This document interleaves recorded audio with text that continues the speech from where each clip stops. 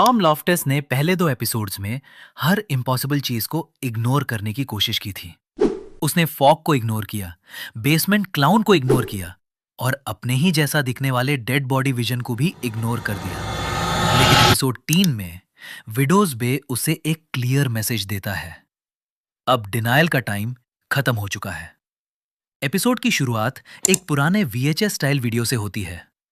पहली नजर में यह सिर्फ टूरिस्ट के लिए एक प्रमोशनल वीडियो लगता है, लेकिन अगर ध्यान से देखो तो क्रिएटर्स यहां बहुत इंपॉर्टेंट क्लूज छुपा देते हैं।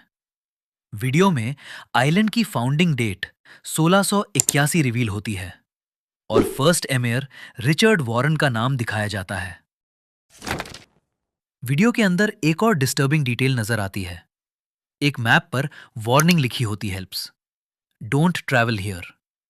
सोचो इस बात को, आइलैंड टूरिस्ट को अट्रैक्ट करने की कोशिश कर रहा है, लेकिन उसकी हिस्ट्री खुद आउटसाइडर्स को वार्निंग दे रही है। जैसे आइलैंड के अंदर 2 ऑपोजिट फोर्सेस काम कर रही हों, एक जो लोगों को बुला रही है और एक जो उन्हें दूर रखना चाहती है। आर्थर के आर्टिकल के बाद फाइनली टूरिस्ट बे पहुंचने लगते हैं। पहली बार सीरीज में टॉम जेन्युइनली खुश नजर आता है। उसका सपना सच होता हुआ दिख रहा है। लेकिन इसी मोमेंट में क्रिएटर्स एक सिंबॉलिक क्लू देते हैं। टाउन स्क्वायर में फर्स्ट मेयर रिचर्ड वॉरेन की स्टैचू दिखाई जाती है और उसका सिर मिसिंग होता है। सबसे अजीब बात यह है कि किसी को यह स्ट्रेंज नहीं लगता। मेरे हिसाब से यह सिर्फ विजुअल डिजाइन नहीं है।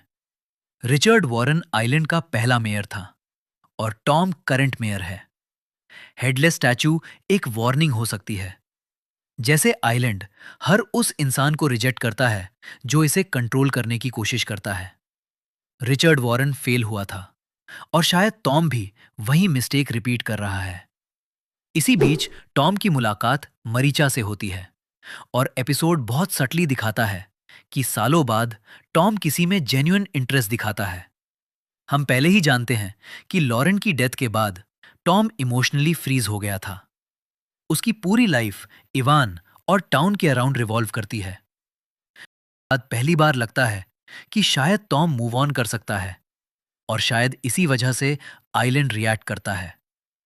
रात को टॉम रोड पर एक अजीब ओल्ड वुमन को देखता है। पहले वो हेल्प करने की कोशिश करता है, लेकिन जैसे ही वुमन उसकी तरफ मुड़ती है, सब कुछ अननेचुरल लगने लगता है।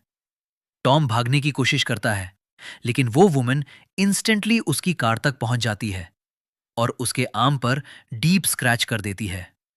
यहां से एपिसोड का मैं हॉरर एलिमेंट शुरू होता है। नेक्स्ट डे रोजमेरी टॉम को सी हैग की लेजेंड बताती है, एक क्रिएचर जो लोनली मैन को टारगेट करती है। पहले विक्टिम को स्क्रैच करती है, फिर उस सेंट को फॉलो करती है और धीरे धीरे उसके बॉडी को पैरालाइज कर देती है। जब विक्टिम पूरी तरह हेल्पलेस हो जाता है, तब सी हैग अटैक करती है। सबसे इंटरेस्टिंग बात यह है कि टॉम पूरी स्टोरी सुनता ही नहीं। रोजमेरी खांसी के वजह से रुक जाती है और टॉम वहां से निकल जाता है। यह एपिसोड 3 का रिपीटिंग पैटर्न है। हर बार जब किसी के पास इंपॉर्टेंट इंफॉर्मेशन होती है, टॉम पूरी बात सुने बिना ही चला जाता है और आइलैंड एग्जैक्टली इसी वीकनेस का फायदा उठाता है। अब आता है इनॉग्रल स्विम। हर साल मेयर ओशन में जाकर प्रूव करता है कि सी सेफ है और सारी स्कैरी स्टोरीज बस मिथ्स हैं। मेयर पब्लिक को रियश्योर करने के लिए पानी में उतरता है और थ्रेट नीचे से अप्रोच करता है। टॉम वाटर में सी हैग को देखता है, लेकिन प्रॉब्लम यह है कि सिर्फ टॉम ही उसे देख पाता है। बीच पर किसी और को कुछ नजर नहीं आता। यही डिटेल शायद फ्यूचर माइथोलॉजी के लिए बहुत इंपॉर्टेंट है।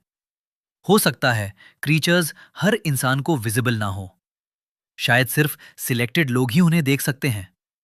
स्विम के बाद टॉम फाइनली विक के पास हेल्प मांगने जाता है और ऑनेस्टली ये पूरी एपिसोड की मोस्ट इंपॉर्टेंट सीन है। पहले 2 एपिसोड्स में टॉम विक को एक क्रेजी ओल्ड मैन समझता था, लेकिन अब जब उसके पास कोई ऑप्शन नहीं बचता, वो सीधा विक के घर पहुंचता है।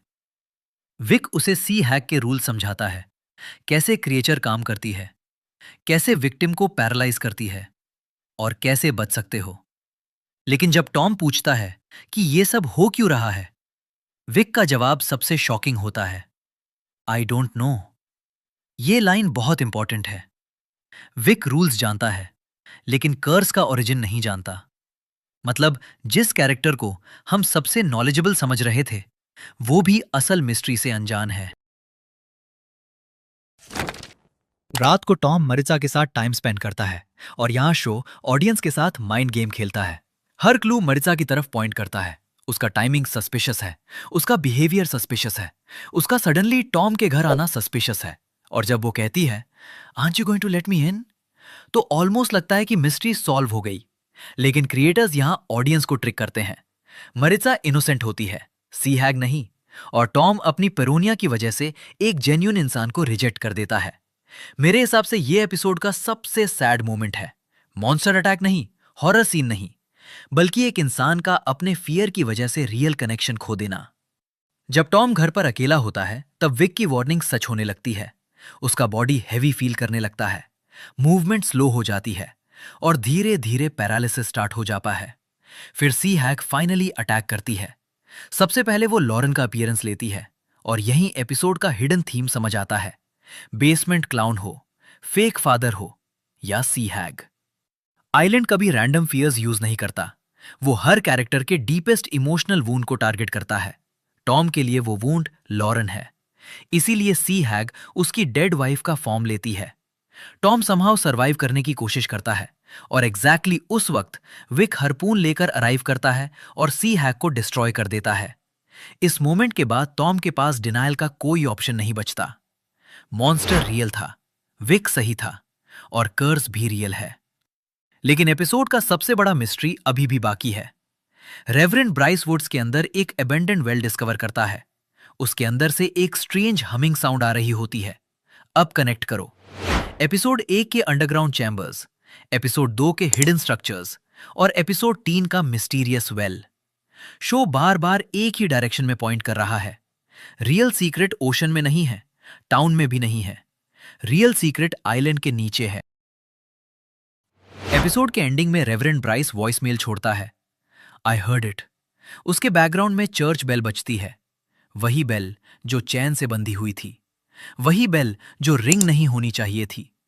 मुझे लगता है बेल वार्निंग नहीं थी, बेल एक अनाउंसमेंट थी, जैसे आइलैंड ने ऑफिशियली अपनी नेक्स्ट फेज शुरू कर दी हो। और यहीं से मेरी सबसे बड़ी थ्योरी स्टार्ट होती है। मुझे लगता है विडोज बे का कर्स सिर्फ मॉन्स्टर्स के बारे में नहीं है, ये आइलैंड खुद एक लिविंग एंटिटी हो सकता है। Sea hag, basement clown, visions, voices, wells, caves, ये सब अलग अलग मॉन्स्टर्स नहीं हैं। ये सब एक ही सोर्स के डिफरेंट मैनिफेस्टेशंस हो सकते हैं। और शायद इसीलिए इवान कभी आइलैंड नहीं छोड़ पाया। शायद जो लोग विडोज बे में पैदा होते हैं वो आइलैंड के साथ परमानेंटली लिंक्ड हो जाते हैं। टूरिस्ट्स आ सकते हैं, टूरिस्ट्स जा सकते हैं, लेकिन आइलैंड के अपने लोग कभी ट्रूली फ्री नहीं होते। और अगर ये थ्योरी सही है तो टॉम टूरिज्म बचाने की कोशिश नहीं कर रहा, वो अपने बेटे को एक टेरिफाइंग ट्रुथ से बचाने की कोशिश कर रहा है। क्योंकि जिस दिन इवान को पता चल गया कि वो एक कर्स्ड आइलैंड पर पैदा हुआ है, उस दिन शायद उसकी पूरी लाइफ बदल जाएगी। और मुझे लगता है एपिसोड 4 में फाइनली हमें पता चलेगा कि आइलैंड के नीचे आखिर छुपा क्या है।